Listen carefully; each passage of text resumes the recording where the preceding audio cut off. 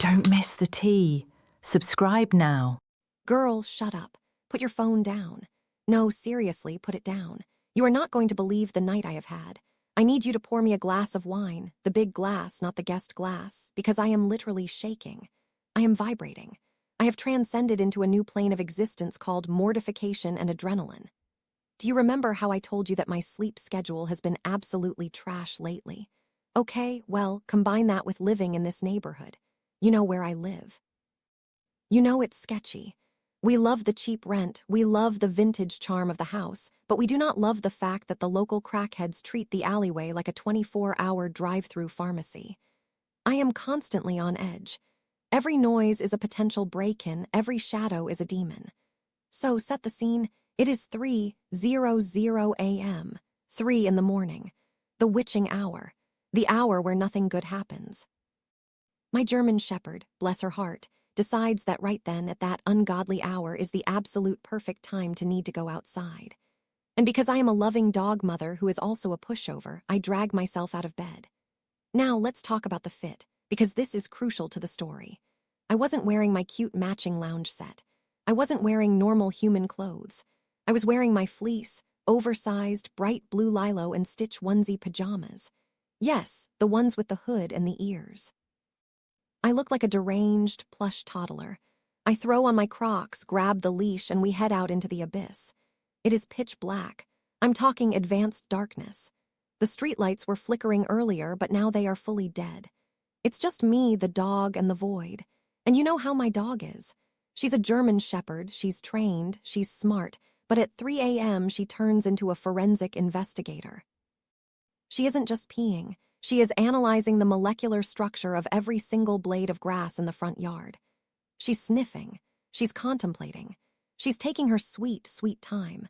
I'm standing there, shivering slightly in my stitch suit, listening to the wind in the trees, just waiting for her to finish her business so I can go back to being unconscious. It's quiet. Too quiet. Like horror movie quiet where the music cuts out right before the jump scare. And then it happens. Out of nowhere, literally out of the ink-black void from around the side of my house, this massive figure comes barreling towards me. I didn't hear footsteps until he was right on top of me. It was just a rush of movement, heavy breathing, and the sound of someone sprinting full tilt across the gravel. My fight or flight kicked in so hard I think I might have pulled a muscle. My dog, absolute queen. She didn't bark, she didn't panic. She immediately snapped into protection mode. You know how we trained her. She backed up right against my legs, pressing her body into my shins, planting herself between me and the threat, letting out this low, guttural growl that vibrated through my bones. She was ready to eat someone. And me? Let's talk about me. Because I live in the ghetto and I am a small woman walking alone at night, I stay strapped. Well, not strapped, but I stay ready. I reached into my waistband. Yes, the waistband of the stitch pajamas, and I flipped open my emergency cake-cutting device. Okay, it's a knife. A very sharp, very serrated tactical knife that I bought off Amazon because I watched too many true crime documentaries. So there I am, 3 a.m. A growling German shepherd wrapped around my ankles, dressed like a Disney character. Holding a knife in a reverse grip like I'm Steven Seagal, ready to absolutely stab whoever this maniac is who is charging me in my own front yard. I was fully prepared to go to prison. I was ready to defend my life. I was seeing red. I was plotting the trajectory of the blade. The figure gets closer. It's a man, a large man. He is rushing me. I brace myself. I crouch down slightly. I am ready to pounce. And then, about 3 feet away from me, right before I'm about to turn this into a scene from Scream, he skids to a halt. I'm standing there, blade glinting in the non-existent light, dog snarling, heart hammering at 400 beats per minute. The man throws his hands up. Like full don't shoot, universal surrender gesture, he freezes. I'm staring at him, trying to figure out if this is a trick. Is he going to lunge? Is he on drugs? Is this the end of me? He's panting, heavy, panicked breaths. And then, with his hands still way up in the air, he slowly points a finger behind me towards the bushes. And in the most terrified, shaky voice, this grown man says, "My cat got out, he ran that way." I felt the adrenaline drain out of me so fast I almost passed out. My brain had to do a hard reboot. I squinted into the dark. It wasn't a crackhead. It wasn't a serial killer. It wasn't a demon from the underworld. It was my neighbor, the guy from 3 doors down, the quiet one who waves when he takes his trash out. The poor man was just trying to catch his cat. And what did he find? He found a psycho woman in a Stitch onesie wielding a tactical knife and a wolf dog ready to rip his throat out. The silence that followed was louder than a bomb blast. I realized I was still holding the knife up in a combat stance. I quickly, and I mean quickly, folded it up and shoved it back into my pajama waistband like I was trying to hide contraband. "Oh my God," I breathed out. My voice was trembling. "Go ahead, go get him." The neighbor looked at me. He looked at the dog, who was still grumbling, by the way, because she holds a grudge. He looked at the spot where the knife used to be, and he gave me a very wide berth.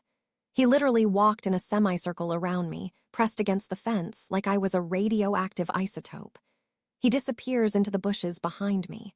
I'm just standing there, frozen, contemplating moving to a different state. Maybe changing my name. Faking my own death seems like a viable option at this point. A few seconds later, he comes back out. He is holding this cat. And let me tell you, this cat looks guilty. It's a fluffy little thing dangling from his hands. He holds the cat up in the air, kind of like that scene in The Lion King, presenting it to me like it's evidence in a court of law. Like, see, I told you I wasn't a murderer. Here is the proof. It is a feline. He looks at me, eyes wide, still terrified, and says, "This is Skittles, sorry to scare you." Skittles. I almost gutted a man over a cat named Skittles.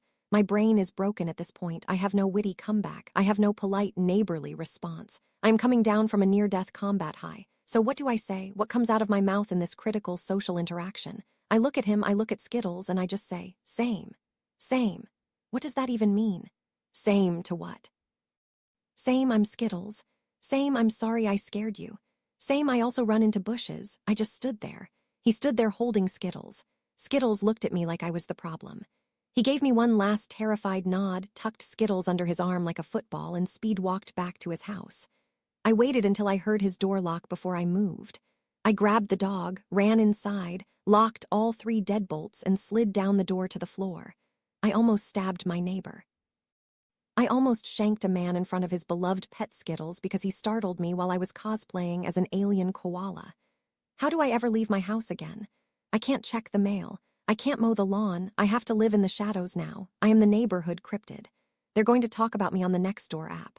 Watch out for the knife lady in the Stitch suit. She's unstable. Please tell me I'm not crazy. Please tell me you would have pulled a knife too. The area is sketchy. He was running. It was dark.